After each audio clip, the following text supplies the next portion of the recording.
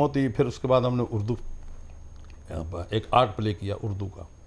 फिर उसके बाद चल सो चल, अब तो इतने ड्रामे कर दिए थे, अब तादाद भी याद नहीं है। गुस्ताख अखियाँ, मैं कित्थे जावा, और माही आवेगा, बूहे बारियाँ। अब कितने याद करूँ को तादाद भी याद कोई बात नहीं, काफ़ी प्ले हो गए। तो कैमरामैन से फिर आप आ गए एज ए डायरेक्टर। जी जी। तो फिर राइटर जो आप बने, तो आपने पहला प्ले लिखा टीवी के लिए या स्टेज के लिए? जी, वो हमारे एक आर्टिस्ट थे, सनी उनका नाम था। तो उन्होंने कहा जी आप मुझे एक स्टेज प्ले लिख के दें। तो मैंने कहा ठीक है। तो वो फर्स्ट प्ले मैंने एज ए राइटर लिखा था, और उसका नाम था प्यार का धोखा। वो भी हमने किया तो बहुत अच्छा कामयाब गया। तो ये स्टेज प्ले मैंने वही एक ही लिखा था।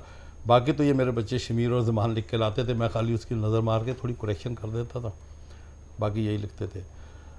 बाकी जो एज ए कमर्शियल राइटर मैंने मतलब कि जो लिखा, वो खालिद सलीम साहब मुझे लेके गए, एक डायरेक्टर थे टीवी के, जैदी साहब, जुल्फ़कार जैदी, उनके पास लेके गया। तो उन्हें एक राइटर चाहिए था, ड्रामा पंजाबी था वो। तो उन्होंने कहा जी मुझे कोई पंजाबी राइटर चाहिए जो पंजाब की, जिसकी तहरीर में पंजाब की मिट्टी की खुशबू नज़र आए। तो खालिद भी मुझे ले गए, क्योंकि मेरा इंटीरियल देहात से ताल्लुक़ है। फिर उनसे बातचीत हुई तो उन्होंने मुझे जनाब वो स्क्रिप्ट दिया कि 90 मिनट का, 90 मिनट का प्ले था उर्दू का। उन्होंने कहा जी इसको आपने पंजाबी में करना है। तो मैं खुश हो गया, मैंने कहा आसानी से कर लेंगे। साथ ही वो कहने लगे नहीं, इसको आपने 13 एपिसोड में करना। अच्छा। तो मैंने कहा चलो जी ठीक है, इसको कुछ करैक्टर बढ़ाने पड़ेंगे। तो उन्होंने कहा जी ठीक है बढ़ा लीजिए। तो वो मैंने लिखना शुरू किया। 2 एपिसोड मैंने लिखे थे तो उनका फ़ोन आ गया कि नहीं भाई आप इसे उर्दू में कर दो। मैंने कहा क्यों? कहने को पंजाबी वालों से बात नहीं बन रही। तो वो प्ले फिर हमने लिखा। वो मैंने 13 एपिसोड का प्ले लिखा था, जिसका नाम था क्या खोया क्या पाया। पीटीवी पे चला था वो जनाब मुझे नहीं पता, क्योंकि अब चैनल्स इतने हो चुके हैं तो मुझे याद नहीं पड़ता कि उन लोगों ने, प्रोड्यूसर ने वो किस चैनल पे दिया, चला या नहीं चला, क्या हुआ। कास्ट उसकी अच्छी थी उस वक्त, जो टीवी पे हिट कास्ट जा रही थी उसकी कास्ट थी। और मुझे इतना याद है कि तमन्ना आपा ने मेरे उस लिखे हुए ड्रामे में काम किया, खालिद भाई ने काम किया, और भी बहुत सारे आर्टिस्ट जिनके मुझे नाम इस वक्त नहीं आ रहे। तो मैं कभी सोचता था कि मैंने कहा कि ये तमन्ना आपा वो आर्टिस्ट हैं कि जिनको हम पर्दे पे देखते थे तो ख्वाहिश करते थे कि यार ये कितने अच्छे लोग हैं, ये कहाँ रहते होंगे, मतलब कि ये फिल्मों में काम करते हैं, इनकी रिहाइश कैसी होती है, इनका पहनावा कैसा होता होगा। तो वो एक तमन्ना थी उनको करीब से देखने की। फिर एक वक्त ऐसा आया कि जब ये मैं लिख रहा था क्या खोया क्या पाया, तो उसमें तमन्ना आपा का करैक्टर मैंने लिखा था मासी कमेटी वाली। अच्छा। तो जो मोहल्ले में औरतें होती हैं ना जो कमेटी डालती हैं, हाँ जी। उसका करैक्टर तो बड़ा अच्छा करैक्टर लिखा गया उनका। तो तमन्ना आपा, मैं सोफ़े पे बैठा था तो ऐसे साइड पे आके बैठ के मेरे गले में ऐसे हाथ डाला और कहने अजमत भी मेरे इस करैक्टर का आपने वाइंड अप क्या किया है। तो मैंने कहा आपा आपके करैक्टर का कोई वाइंड अप नहीं। कहने लगे नहीं नहीं आप करो। मैंने कहा वो दिल्ली से हम नाराज़ होंगे, सख्त आदमी है, आप उसको छोड़ो, आप मेरे कैरेक्टर का वाइंड अप करो। तो फिर मैंने उनका 2 वाइंड अप बताया कि मैंने कहा ये बनते हैं। कहने ये सेकंड वाला अच्छा है ये। तो मुझे खुशी हुई कि एक इतनी बड़ी आर्टिस्ट जिनको मिलने की हमें तमन्ना थी, वो एज ए राइटर मुझसे ही कह रही हैं, पूछ रही हैं, मशवरा कर रही हैं, कह रही हैं कि मेरा, तो मैंने बड़ा अच्छा महसूस किया इस बात को। तो वो मैंने 13 एपिसोड का सीरियल जो वो लिखा था। 3 शोबे हो गए आपके। जी जी। तो ये तीनों शोबे जो किए तो फिर भी आपको सुकून नहीं आया, फिर आप एज ए एक्टर आ गए, ये क्या वजूहत थी? कोई मजबूरी थी या किसी ने ज़बरदस्ती आपसे कहा कि नहीं जी अब आपने एक्टिंग भी करनी है, नहीं तो काम जड़ा ख़राब है? नहीं वो मैं देखिए हर काम के लिए कोई ना कोई वसीला बनता है। हाँ जी।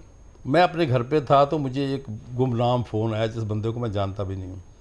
अस्सलाम वालेकुम जी। मैंने कहा जी वालेकुम सलाम। कहने लगे जी मैं आमिर अली बात कर रहा हूँ, टीवी डायरेक्टर।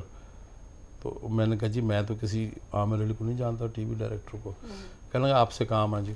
मैंने कहा फरमाइए क्या काम है। कहने लगा जी वो एक कैरेक्टर करवाना है आपसे। तो मैंने कहा भाई मैं एक्टर नहीं हूँ, मैं तो एक टेक्नीशियन हूँ। कहने लगा नहीं जी नहीं, मुझे पता है कि आप क्या क्या हैं। तो उसने तो मेरे शोबे गिनवा दिए। कहने जी आप कैमरामैन हैं, आप राइटर हैं, आप डायरेक्टर हैं, और इसके साथ साथ आप के इलेक्ट्रिक में काम भी करते हैं। तो मैंने कहा ये कौन बंदा है जिसने मेरी इतनी मुखबरी कर दी जी। तो फिर उन्होंने बताया कि जी आपको जो रेफ़र किया वो मेहताब शाह साहब ने किया। अच्छा। तो मेहताब शाह साहब का भी मैं शुक्रिया अदा करता हूँ कि ये कैरेक्टर वो करने के लिए गए थे। अच्छा, ठीक हो गया। तो उन्होंने जब कैरेक्टर देखा, पढ़ा, तो उसने कहा कि नहीं यार, ये कैरेक्टर जो मेरे लिए सूट नहीं करता, ये मेरा असल में मेरे लिए है नहीं, मेरी एज भी कम है। आपने जो कैरेक्टर पेंट किया है ना एक चौधरी का, ये उसकी एज है, और वो अतीका उड्डो के साथ ये सिलसिला एक ब्लफ मतलब जैसे करते हैं जी, वो कर रहा है। तो कहने लगे जी बंदा आपको मैं बताता हूँ, मनाना आपका काम है, क्योंकि वो एक्टर नहीं है, तो अब अगर से आप एक्टर बना देते हो तो बहुत अच्छी बात है। तो कहने लगे जी उन्होंने आपका नंबर दिया। तो अब मैं परेशान, मैंने कहा मैं तो एक्टर हूँ नहीं, मुझे बुला रहे हैं। अच्छा, मैंने नया नया एडिटिंग का सेटअप लगाया था। अच्छा। तो मैंने कहा चलो यार मैं जाता हूँ, जब ये ड्रामा मतलब कर रहे हैं तो इसको एडिटिंग भी तो इनको करवानी होगी, तो मैं वो काम इनसे ले लूँगा। तो मैं इस वजह से गया था वहाँ जाके जनाब वो आमिर अली जब मिला तो मुझे देखते ही जैसे वो डायरेक्टर की आदत होती है कि यूँ करना, अरे वाह वाह वाह वाह, बस यही फेस, बस यही एज मुझे चाहिए थी, वाह वाह क्या कहने, ओए लड़के और जल्दी से स्क्रिप्ट लेके आओ। वो जनाब 1.5 पेज का स्क्रिप्ट लेके आ गया। मैंने देखा तो वो किसी वकील का करैक्टर था।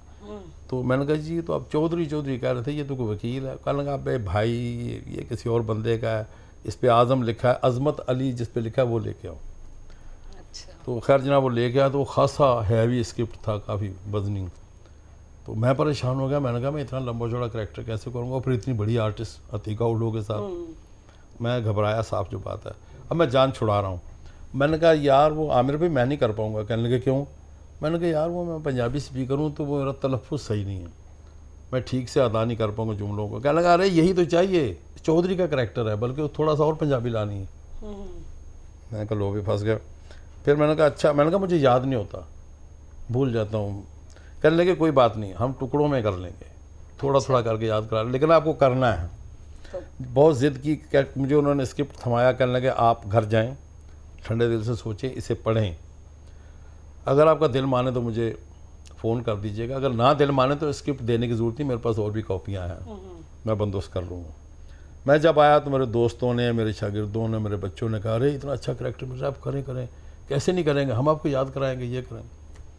मैंने फिर उनको फिर फ़ोन कर दिया जी मैं करूँगा। वो फिर जब मैंने किया तो आप यकीन करें कि मैंने हम टीवी से चला था, जब मैंने चलते हुए देखा तो मुझे खुद यकीन नहीं आया कि ये मेरा पहली परफॉर्मेंस है। तो इस तरीके से मैं मतलब है वो 2007 में एक्टर बन गया। और अब तक एक्टिंग कर रहे हैं? जी हाँ, अभी तक कर रहा हूँ। और अब तो खैर मुझे अपने प्लेस की तादाद भी भूल चुकी है। मैंने कोई ऐसा चैनल नहीं जिस पे काम नहीं किया। मैंने जियो हो गया, एक्सप्रेस हो गया, एयरवाई हो गया, और मतलब अब मुझे तो खैर याद भी नहीं। और काफ़ी सारे प्लेस मैंने किए हैं। और उसके साथ साथ ये है कि मैंने 3 फिल्में की हैं एज एन एक्टर। जो मैंने पहली फ़िल्म की थी वो नबील कुरैशी साहब की थी, नामालूम अफराद। और उसमें मेरा अकाउंटेंट का करैक्टर था, जावेद शेख के साथ मेरा एक सीन था। उसमें मेरा कुछ मतलब 30 सेकंड या 35 सेकंड का सीन होगा जावेद शेख के साथ।